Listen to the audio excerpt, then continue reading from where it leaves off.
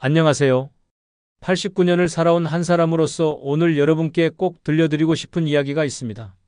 만약 제게 시간을 되돌릴 수 있는 기회가 주어진다면, 그래서 다시 70대로 돌아갈 수 있다면 저는 이제 말씀드릴 7가지만은 반드시 지키며 살 것입니다.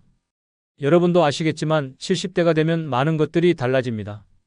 아침에 일어날 때 예전만큼 가뿐하지 않고, 계단을 오를 때 숨이 조금 차고, 젊은 시절 쉽게 기억했던 것들이 가끔 가물가물해집니다. 그래서 많은 분들이 이렇게 생각하십니다. 이제 나이가 들었으니 어쩔 수 없지, 그냥 조용히 살아야지. 하지만 제가 89년을 살아보니 확실히 알겠습니다. 나이를 먹는 것은 선택할 수 없지만 어떻게 늙어갈지는 온전히 우리의 선택에 달려 있습니다. 노년의 진짜 위기는 몸의 노화가 아닙니다. 진짜 무서운 것은 마음이 먼저 항복해버리는 것입니다.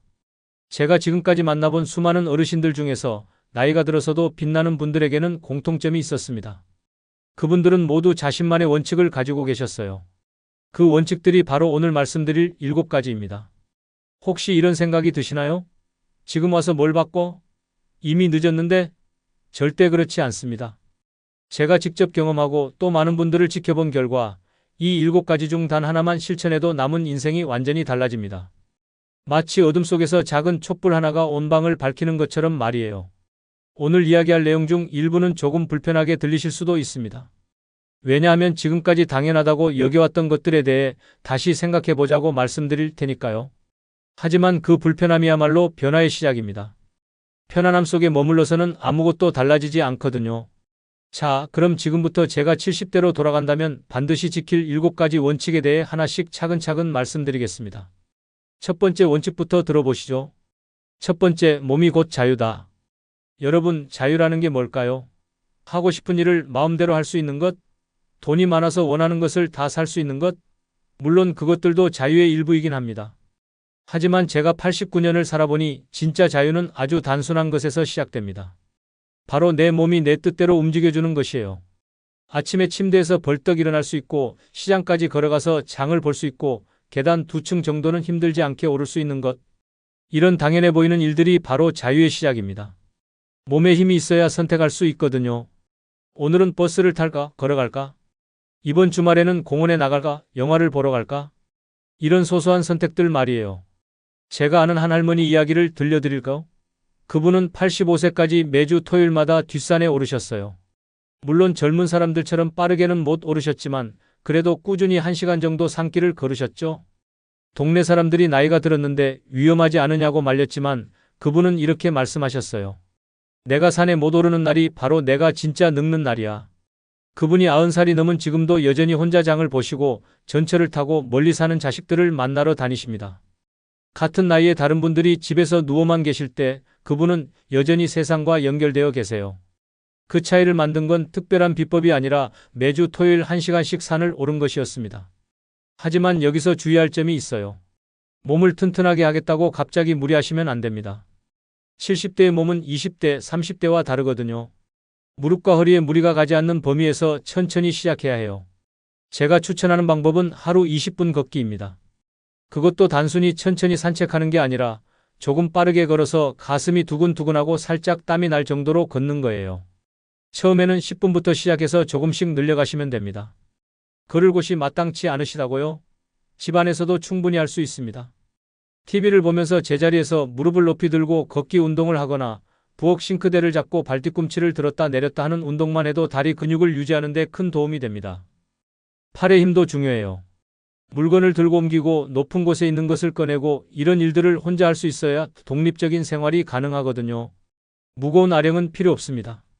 물을 채운 페트병이나 쌀포대 같은 것으로도 충분해요. 팔을 위로 올렸다 내렸다 하는 동작을 하루에 10번씩만 하셔도 어깨와 팔의 힘을 유지할 수 있습니다. 여기서 중요한 건 꾸준함입니다. 하루 이틀 열심히 하다가 그만두는 것보다는 매일 조금씩이라도 계속하는 게 훨씬 효과적이에요. 근육이라는 게 참 신기해서 나이가 들어도 쓰면 쓸수록 강해집니다. 하지만 쓰지 않으면 빠르게 사라져요. 특히 70대 이후에는 근육이 빠지는 속도가 더 빨라지거든요. 그래서 운동은 선택이 아니라 필수입니다. 건강검진에서 이상 없다는 결과가 나왔다고 해서 안심하시면 안 돼요.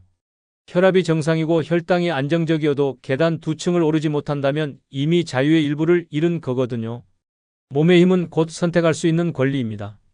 힘이 있으면 오늘 기분에 따라 걸어서 갈지 버스를 탈지 정할 수 있어요. 힘이 없으면 그런 선택권이 사라지고 할 수 있는 일이 점점 줄어듭니다. 그리고 자유를 잃는 순간 삶의 즐거움도 함께 줄어들어. 제가 지금도 매일 아침 일어나면 가장 먼저 하는 일이 발목을 돌리고 무릎을 굽혔다 펴는 것입니다. 오늘도 내 다리가 나를 어디든 데려갈 수 있는지 확인하는 거죠. 이 습관이 저를 89살까지 자유롭게 살 수 있게 해준 비결입니다. 하지만 몸만 건강해서는 부족합니다. 진짜 문제는 마음이 먼저 늙어버리는 거예요. 그래서 두 번째로 지켜야 할 원칙이 있습니다. 두 번째, 웃음이 약이다. 여러분, 언제 마지막으로 배꼽 잡고 웃으셨나요? 아마 기억이 잘 안 나실 거예요. 나이가 들수록 웃을 일이 줄어들거든요. 젊을 때는 친구들과 수다 떨면서 자주 웃고 직장에서도 동료들과 농담하며 웃었는데 70대가 되면 그런 기회가 확실히 줄어듭니다. 그런데 여기서 중요한 걸 놓치면 안 됩니다. 웃음은 기다린다고 저절로 오는 게 아니에요. 웃음은 만드는 겁니다.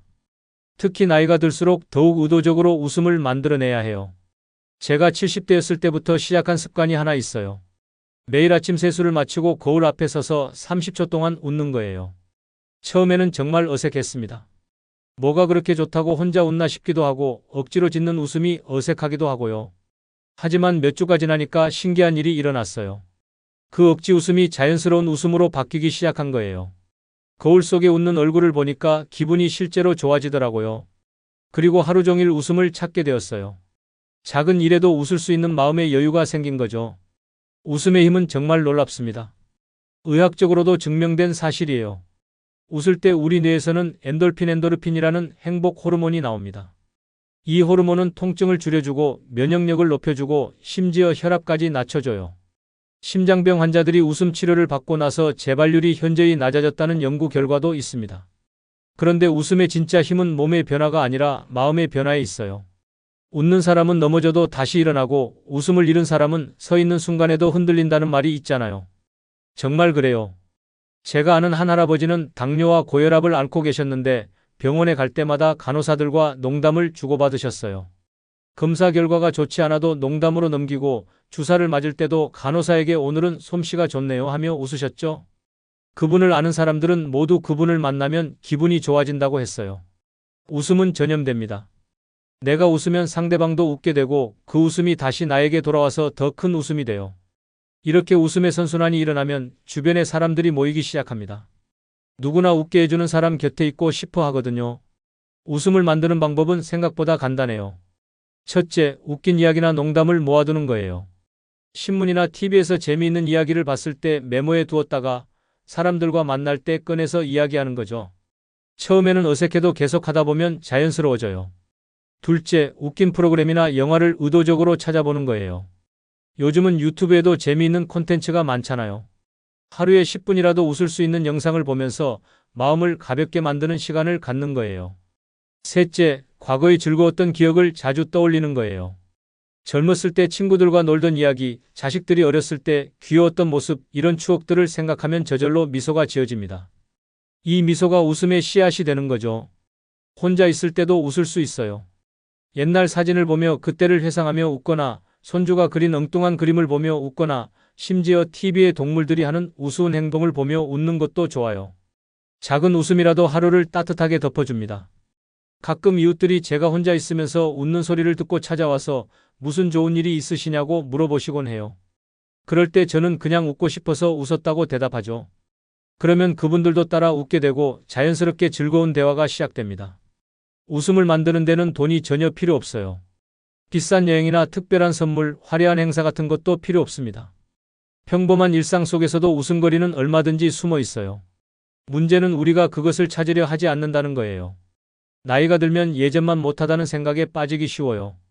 하지만 웃음은 나이를 타지 않습니다.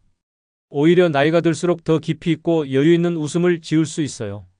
살아온 경험이 많으니까 더 다양한 것들을 재미있게 볼 수 있거든요. 제가 만약 다시 70대라면 하루를 시작하기 전에 오늘 웃을 일을 하나씩 미리 정해둘 거예요. 그리고 그 일을 꼭 실천할 거예요. 웃음은 하루의 방향을 바꿉니다. 아침부터 찌푸린 얼굴로 시작하면 하루 종일 무거운 기분으로 지내게 되지만 웃음으로 시작하면 작은 어려움쯤은 가볍게 넘길 수 있어요. 웃음을 잃지 마세요. 그 웃음이 남은 인생을 환하게 비춰줄 거고 그 빛이 다른 사람들의 마음에도 새로운 기쁨을 만들어낼 거예요. 웃는 습관이 있는 사람은 나이가 들어 주름이 늘어도 그 주름마저 아름다워 보입니다. 그 미소는 살아온 세월의 증거이자 여전히 살아있다는 표시니까요. 그런데 몸과 마음이 건강해도 경제적 불안이 있으면 마음 편히 웃기 어려워요. 그래서 세 번째 원칙이 필요합니다. 세 번째, 작은 돈의 큰 힘. 여러분, 돈 이야기를 하면 조금 민감하게 생각하실 수도 있어요. 나이 들어서 무슨 돈이 그렇게 중요하냐고 하실 분도 계시고요. 하지만 제가 89년을 살아보니 노년의 돈의 의미는 젊을 때와 완전히 달라요. 젊을 때 돈은 성공의 상징이고 더 많은 것을 소유하기 위한 수단이었죠. 하지만 나이가 들어서 돈은 자유의 상징이에요. 남에게 의존하지 않고 내 뜻대로 살 수 있는 최소한의 방패막이 되는 거죠. 여기서 말하는 건 큰 돈이 아니에요. 월 10만 원이든 20만 원이든 내 힘으로 벌어서 내 통장에 내 이름으로 들어오는 돈이면 충분해요. 금액의 크기가 중요한 게 아니라 그 돈이 주는 심리적 효과가 중요한 거예요. 제가 아는 한 할머니는 75세에 뜨개질을 시작하셨어요. 처음에는 심심해서 시작하신 거였는데 만들어 놓고 보니 제법 예쁘더라고요. 그래서 용기를 내서 동네 시장에 가져다 놨는데 생각보다 잘 팔리는 거예요. 한 달에 10만 원 정도였지만 그 할머니는 완전히 달라지셨어요. 전에는 자식들이 용돈을 줄 때마다 미안해하고 조심스러워 하셨는데 이제는 당당해지셨어요.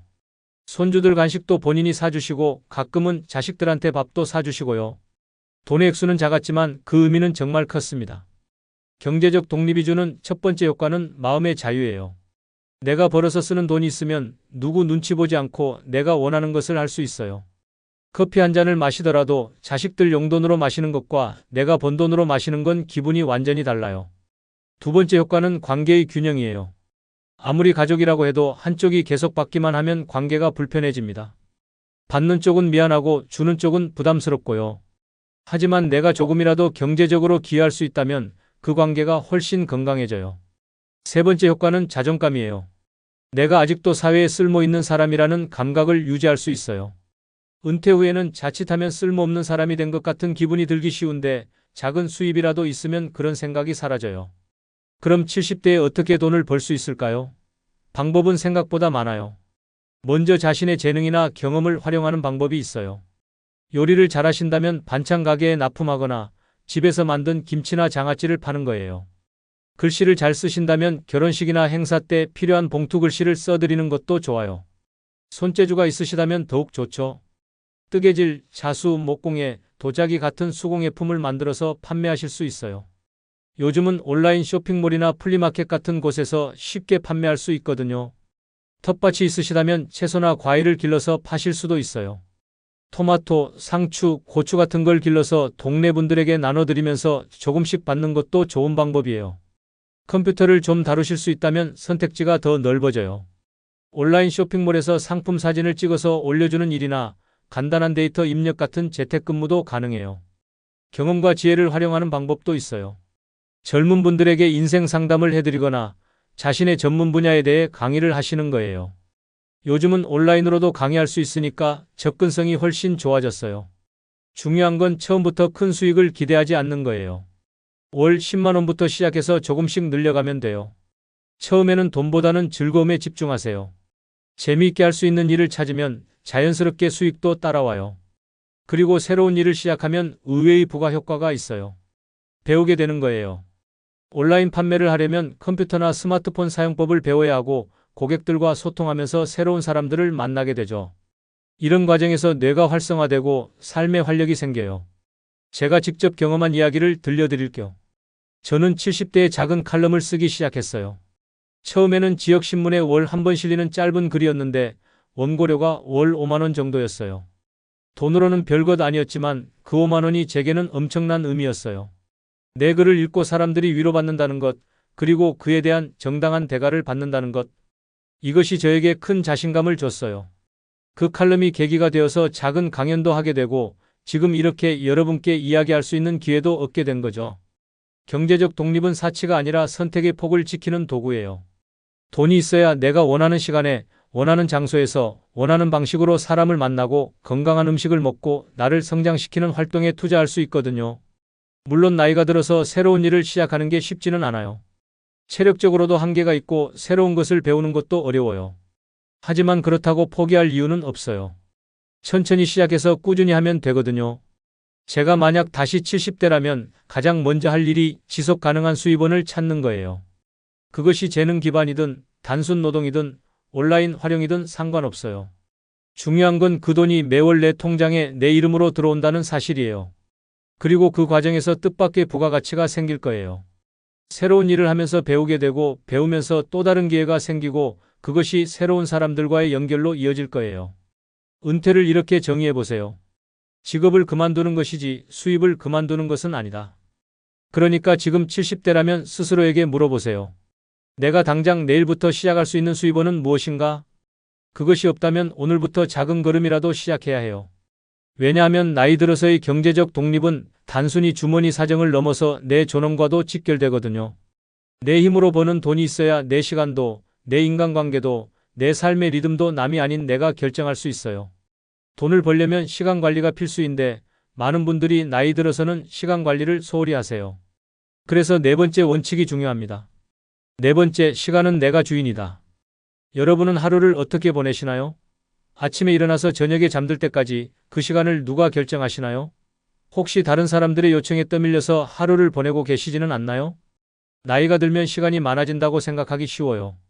직장에 나갈 필요도 없고 아이들 뒷바라지할 일도 없고 그러니까 시간이 남아돈다고 생각하시죠? 하지만 정말 그런가요? 오히려 70대 이후의 시간은 더욱 소중해요. 남은 시간이 한정되어 있다는 걸 실감하게 되거든요. 그런데 이 소중한 시간을 다른 사람들이 가져가도록 내버려두면 안 돼요. 의례적인 모임, 별로 내키지 않는 약속, 피곤하지만 거절하기 어려운 요청들. 이런 것들이 쌓이면 하루 중 가장 맑고 소중한 시간을 갉아먹어요. 젊을 때는 그냥 사람을 만나고 관계를 넓히는 것이 중요했지만 70대 이후에는 관계의 폭이 아니라 질이 중요해요. 제가 89년을 살면서 깨달은 건 시간은 돈보다 훨씬 희소한 자원이라는 거예요. 돈은 잃어도 다시 벌 수 있지만 한번 지나간 시간은 절대 돌아오지 않거든요. 특히 70대 이후의 시간은 단순한 흐름이 아니라 남은 인생의 질을 결정하는 핵심이에요. 그래서 시간을 지키는 법을 배워야 해요. 첫 번째는 하루를 세 구역으로 나누는 거예요.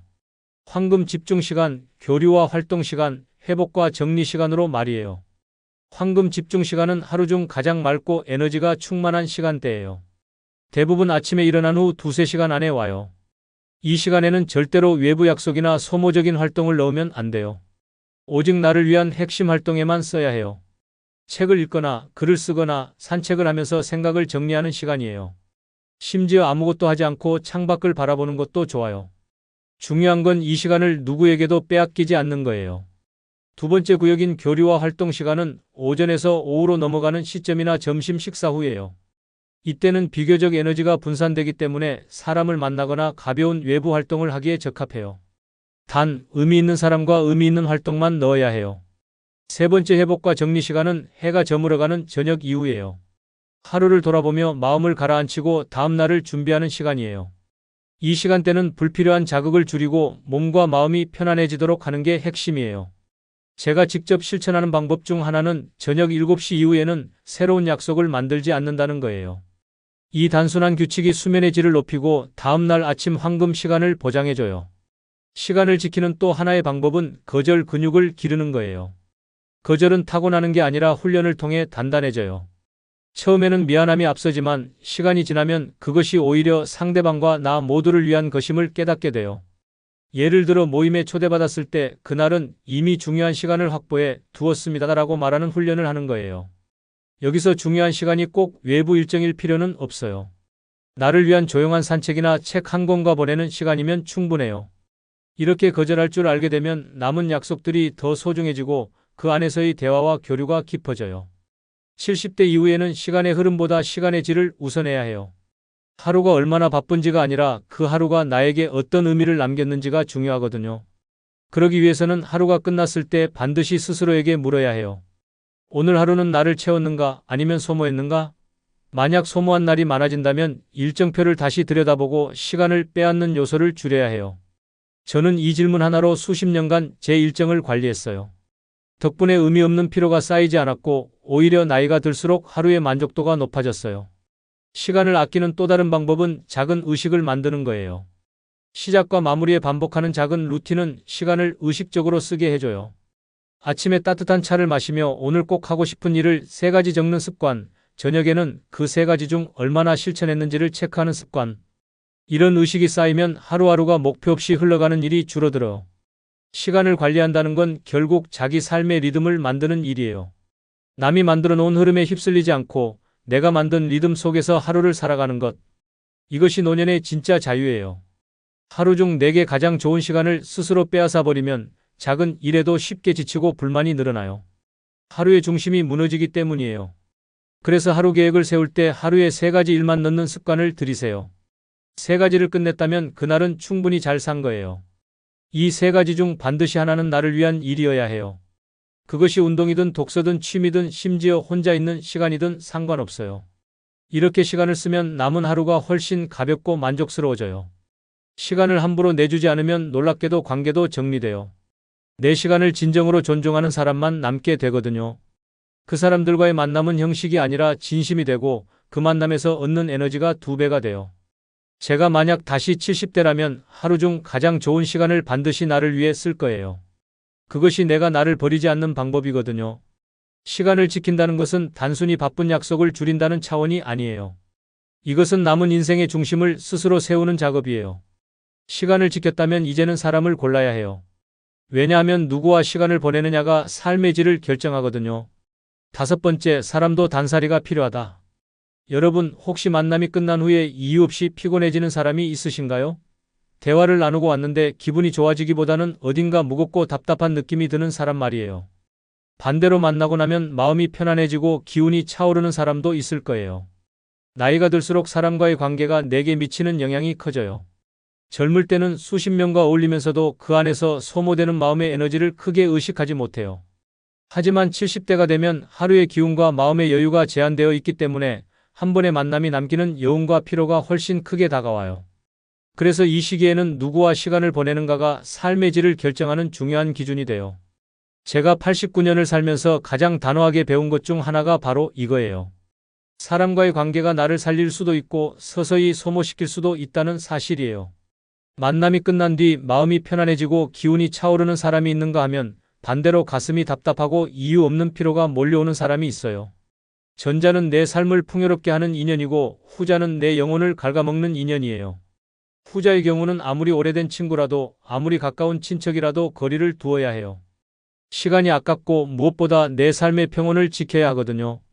이런 단호함이 없으면 남은 인생의 소중한 시간을 의미 없는 소모에 빼앗기게 돼요. 70대 이후에는 관계의 숫자보다 관계의 질을 기준으로 삼아야 해요. 젊을 때는 폭넓은 인맥이 기회와 가능성을 넓혀주지만 인생 후반전에는 그 폭이 나를 짓누르는 무게로 변할 수 있거든요.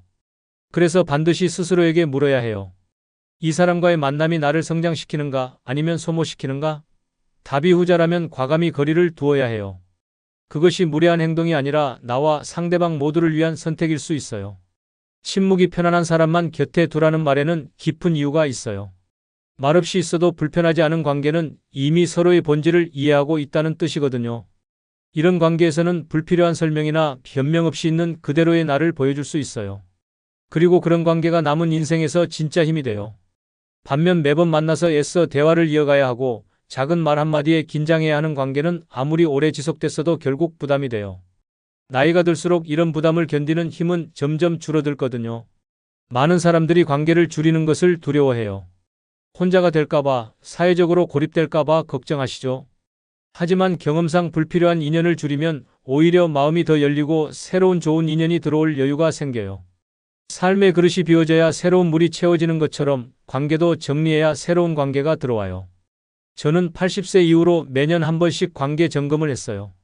올해 나를 지치게 한 관계는 무엇인지, 나를 웃게 한 관계는 무엇인지 적어보고 전자의 경우는 다음 해에는 의도적으로 줄였어요. 놀랍게도 그렇게 줄이고 나니 나를 웃게 하는 사람들이 내 주위를 더 많이 채우게 되었어요. 70대에 접어든 지금 혹은 그 나이에 가까워진 지금 단호하게 결심해야 할 것은 영혼을 소모시키는 인연에서 걸어 나오는 거예요.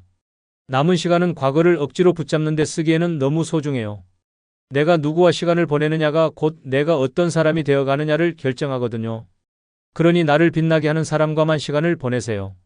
그들이 남은 인생의 품격을 만들어줄 거예요. 관계를 정리한다고 해서 무례하게 등을 돌리라는 게 아니에요. 대신 자연스럽게 거리를 두고 만남의 빈도를 줄이고 그 시간과 에너지를 나를 살리는 관계나 활동에 쓰면 되는 거예요. 처음엔 죄책감이 들 수 있어요. 하지만 곧 깨닫게 될 거예요. 마음을 지키는 것이야말로 나이 든 사람의 가장 큰 의무라는 것을요. 몸의 군살을 빼듯이 관계의 군살도 줄여야 해요. 그리고 남는 건 소수지만 깊이 있는 인연들이에요. 그런 인연들은 내가 말하지 않아도 내 마음을 알아주는 사람들이에요. 그런 관계에서는 오히려 침묵이 대화를 대신해요. 차를 마시며 창밖을 보는 그 고요 속에서 서로가 있다는 사실만으로도 안심이 되거든요. 이런 안도감은 젊은 시절의 화려한 사교보다 훨씬 값져요. 그리고 관계를 줄이면 나를 들여다볼 시간이 늘어나요. 우리는 종종 사람들과의 만남으로 외부 세계에만 시선을 두고 살아가는데 나이가 들면 내부 세계를 돌보는 시간이 훨씬 더 중요해져요. 나를 소모시키는 관계를 줄이면 그 빈자리에 독서, 취미, 산책 같은 나를 채우는 시간이 들어와요. 이런 시간들이 쌓이면 삶의 만족도가 눈에 띄게 높아져요. 마지막으로 영혼을 소모시키는 인연에서 걸어나오는 용기는 주변 사람들에게도 좋은 영향을 미쳐요. 나를 지치게 하는 관계에 억지로 매달리는 모습을 보면 가족이나 친구들도 그 패턴을 답습할 수 있어요. 하지만 내가 내 행복을 위해 단호하게 선택하는 모습을 보여주면 그것이 하나의 본보기가 되는 거죠. 침묵이 편안한 사람, 웃음을 주는 사람, 나를 있는 그대로 인정해주는 사람과만 남은 시간을 나누세요. 그 선택이 곧 품격 있는 노년을 만드는 길이에요. 하지만 좋은 사람들과만 지내도 또 다른 문제가 생길 수 있어요. 바로 정체되는 거예요. 6번째, 배움은 젊음의 비밀이다. 여러분, 언제 마지막으로 새로운 걸 배우셨나요? 아마 기억이 잘 안 나실 거예요. 나이가 들면 자연스럽게 배움을 멈추게 되거든요. 이미 충분히 살아봤으니 더 이상 배울 게 없다고 생각하거나 나이 들어서 무엇을 새로 배우냐는 생각을 하게 되죠. 하지만 제가 89년을 살면서 확실히 깨달은 건 사람은 배우기를 멈춘 날부터 늙기 시작한다는 거예요. 단순히 주름이 늘고 흰머리가 생겨서 늙는 게 아니라 궁금증이 사라지고 새로운 것을 받아들이는 마음이 닫히면서 정신이 서서히 굳어지는 거예요. 몸이 시간이 지나면 어쩔 수 없이 늙지만 마음의 젊음은 스스로 지킬 수 있어요. 그리고 그 방법이 바로 새로운 것을 배우는 습관이에요. 배움은 마음을 늙지 않게 하는 젊음의 셈이거든요. 70대에 들어서면 익숙한 것들만 하게 돼요. 같은 시간에 일어나고 같은 길로 산책하며 같은 TV 프로그램을 보고 같은 사람들만 만나죠. 편안하긴 하지만 그 편안함 속에 갇히면 마음은 점점 경직돼요. 그래서 제가 70대라면 매년 하나씩은 새로운 것을 배울 거예요. 그것이 외국어든 악기든 요리든 스마트폰 활용법이든 상관없어요. 중요한 건 익숙하지 않은 세계의 문을 여는 거예요. 익숙하지 않은 것은 처음엔 귀찮고 어려워요. 하지만 바로 그 순간 내가 깨어나고 마음이 설레는 거예요. 저는 80대 초반에 그림을 배우기 시작했어요. 어릴 적엔 미술과 인연이 없었고 젊었을 땐 일하느라 그런 생각조차 못했거든요. 그런데 우연히 마을 문화센터에서 수채화 강좌를 보게 됐고 한번 해보자는 마음으로 시작했어요. 처음엔 붓을 어떻게 잡아야 할지도 몰랐지만 몇 주가 지나자 나도 모르게 색을 섞는 재미에 빠졌어요. 완성된 그림이 서툴러도 새로운 것을 시도하는 그 과정에서 내가 살아있음을 느꼈어요. 무엇보다 같은 반에서 만난 사람들과의 대화가 즐거웠어요. 나와 전혀 다른 배경을 가진 사람들이었지만 같이 배우는 사람이라는 공통점이 우리를 묶어줬거든요. 배움의 장점은 기술을 익히는 것보다 마음의 회복에 있어요. 무언가를 배우면 내일이 조금씩 달라져요. 내일은 오늘보다 나아질 수 있다는 기대가 생기는 거죠. 그 기대가 하루를 견디게 하고 고독을 줄여줘요. 심리학 연구에 따르면 새로운 것을 배우는 시니어는 그렇지 않은 사람보다 우울증 위험이 절반 이하로 낮다고 해요. 배우는 과정에서 성취감과 자기 효능감이 회복되기 때문이에요. 그리고 배움은 뇌 건강에도 직접적인 영향을 줘요.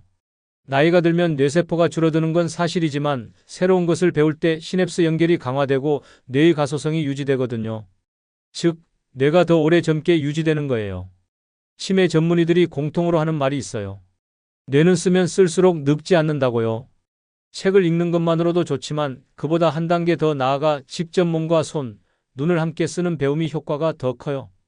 예를 들어 피아노를 배우면 악보를 읽고 손가락을 움직이고 음악을 들으며 뇌의 여러 부위를 동시에 사용하게 되거든요.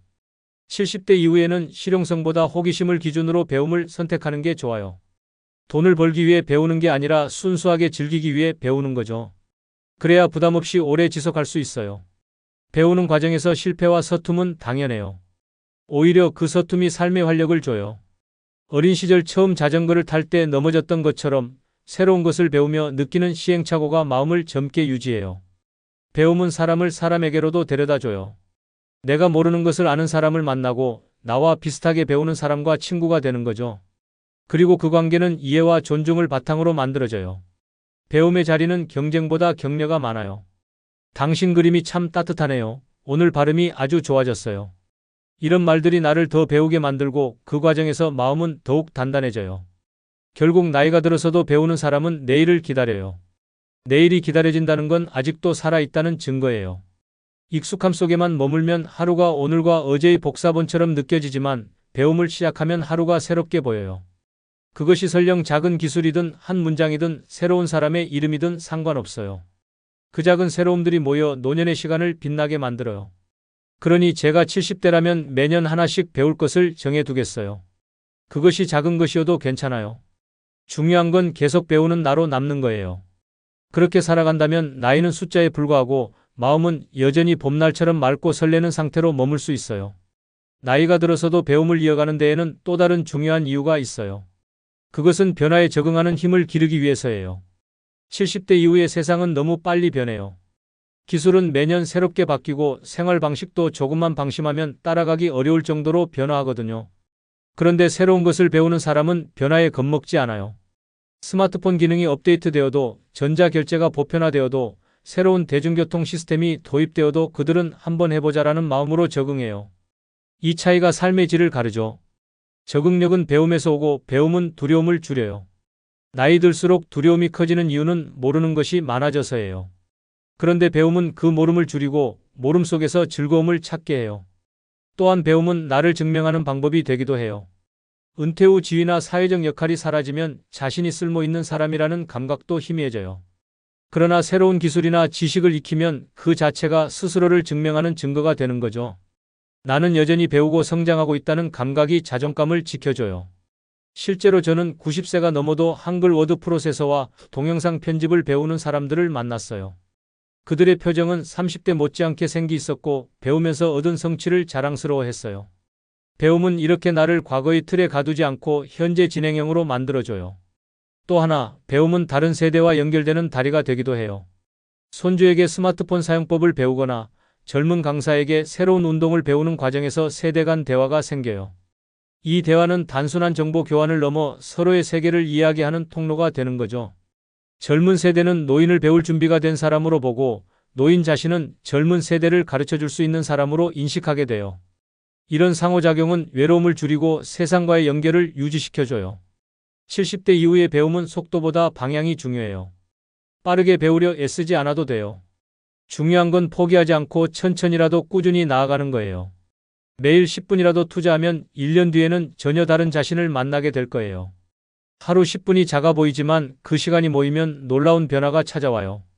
또한 배우는 과정에서 완벽함을 내려놓는 것이 좋아요. 젊을 때처럼 빨리 익히지 못하더라도 괜찮아요. 완벽함보다 즐거움에 집중하면 배움이 오래 가거든요. 제가 70대라면 매일 일정 시간은 배움 전용 시간으로 비워둘 거예요.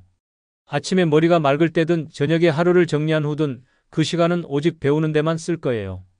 그리고 배운 것을 기록할 거예요. 노트에 한 줄씩 적든 사진을 찍든 녹음을 하든 상관없어요. 기록은 배운 것을 내 것으로 만드는 가장 확실한 방법이거든요. 배우고 기록하고 다시 보며 복습하는 이 과정이 나를 단단하게 만들어요. 배움은 결코 늦지 않아요. 시작이 빠를수록 좋지만 늦게 시작했다고 해서 가치가 줄어드는 건 아니에요. 오히려 나이가 들어 배우면 젊었을 때보다 더 깊이 느끼고 더 오래 기억해요. 경험이 쌓여 있기 때문에 새로운 지식과 연결되는 지점이 많아지고 그것이 배움의 깊이를 더하거든요.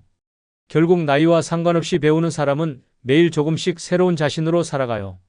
그 변화가 하루를 설레게 만들고 인생의 남은 시간을 빛나게 해요. 나이가 들수록 중요한 건 얼마나 오래 사느냐가 아니라 어떻게 살아가느냐예요. 그리고 배움은 그 어떻게를 바꾸는 가장 확실한 방법이에요.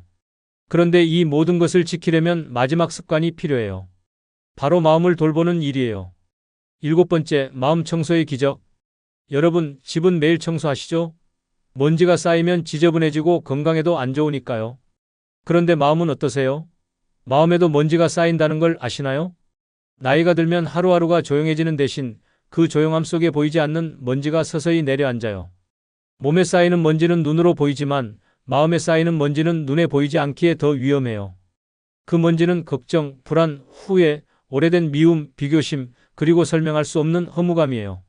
젊었을 때는 하루를 바쁘게 살다 보면 이런 먼지가 쌓일 틈이 없어요.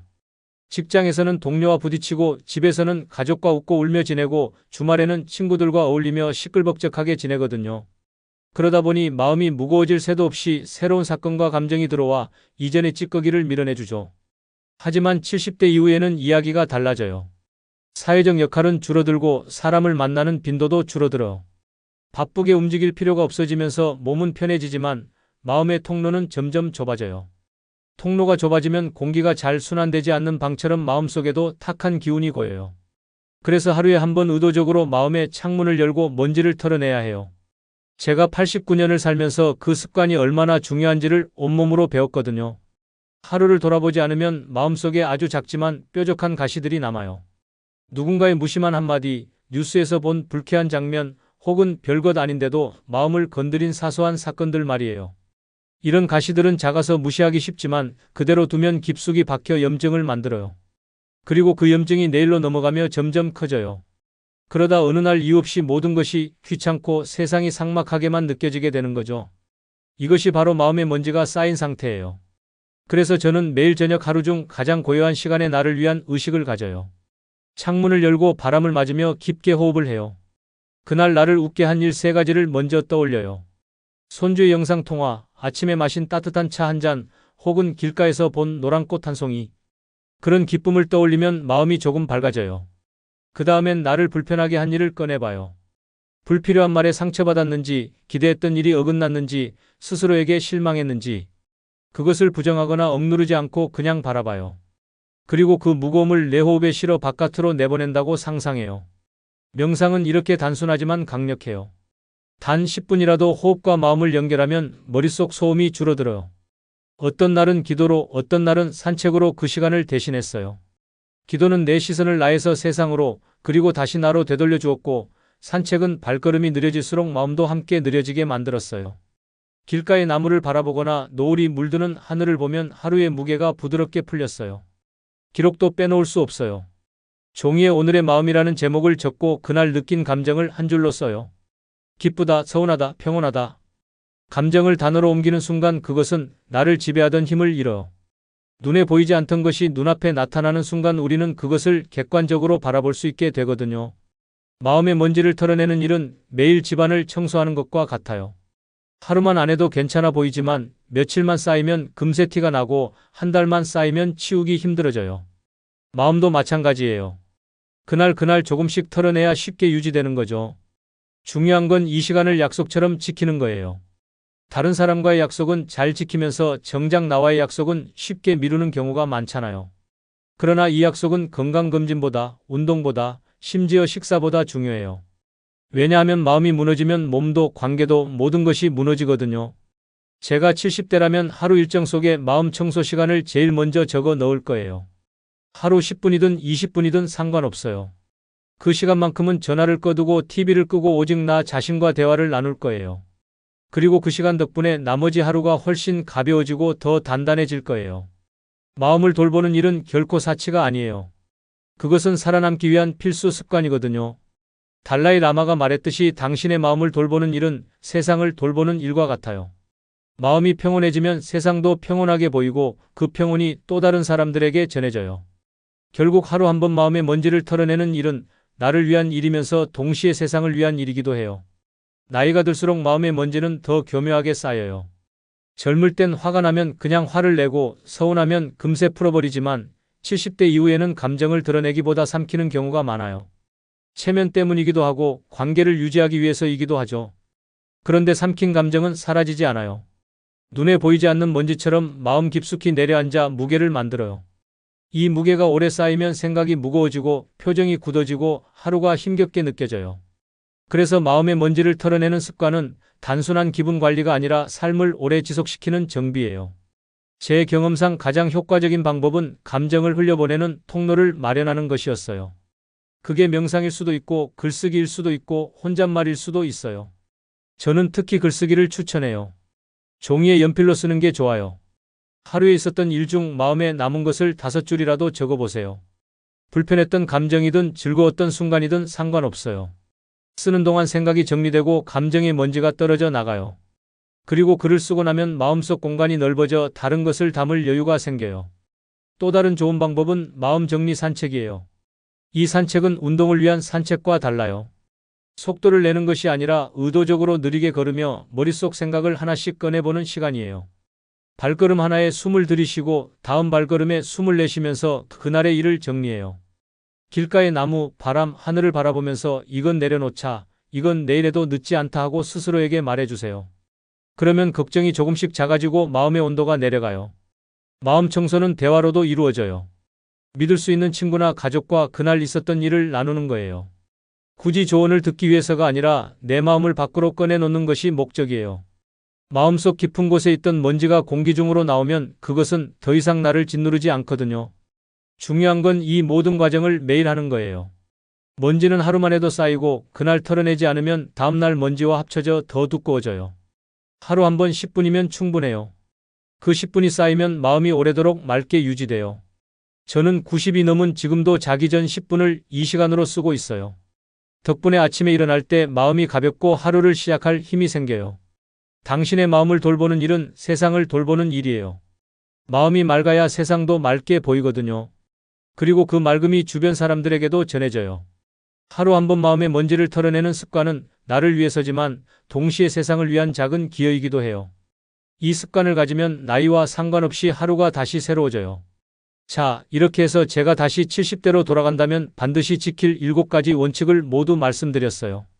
몸이 곧 자유다. 웃음이 약이다. 작은 돈에 큰 힘. 시간은 내가 주인이다.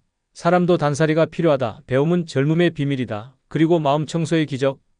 89년을 살아보니 나이 드는 것은 누구도 피할 수 없지만 어떻게 늙어갈지는 철저히 내 선택에 달려 있다는 걸 알았어요. 이 7가지 원칙은 단순한 생활 습관이 아니라 나라는 사람의 모양을 다시 세우는 기둥이었어요. 선택의 순간은 늘 지금이에요. 내일이 아니라 오늘이에요. 오늘의 선택이 쌓여 나머지 인생을 만들거든요. 그래서 이 말을 전하고 싶어요. 지금이 바로 선택의 순간입니다. 이 중 단 하나만이라도 오늘부터 실천해 보세요. 거창할 필요 없어요. 단 5분이라도 좋아요. 하루 한 번 웃는 시간을 만들든 오래 미뤄둔 취미를 다시 시작하든 필요 없는 모임을 한번 거절하든 작은 행동 하나가 다음 계단을 만들어줄 거예요. 70대 이후의 삶이 완전히 달라질 수 있는 씨앗은 거창한 결심이 아니라 매일의 작고 단단한 선택 속에 있어요. 그리고 그 씨앗이 자라면 당신은 나이와 상관없이 여전히 성장하는 사람으로 살아가게 될 거예요. 다음 영상에서는 실제로 이 원칙들을 실천한 분들의 놀라운 변화 이야기를 들려드릴 예정이에요. 75세 새로운 사업을 시작한 분, 80의 그림을 배워서 전시회까지 연분, 90이 넘어서도 매일 새로운 것을 배우고 계신 분들의 생생한 이야기 말이에요. 만약 오늘 이야기가 도움이 되셨다면 구독과 좋아요 부탁드려요. 그리고 댓글로 여러분만의 인생 원칙이나 경험을 나눠주시면 더욱 감사하겠어요. 나이는 숫자에 불과하다는 말, 이제 정말로 실감하실 수 있을 거예요. 오늘도 소중한 시간 내어 들어주셔서 고맙습니다. 여러분의 남은 인생이 더욱 빛나기를 진심으로 응원합니다.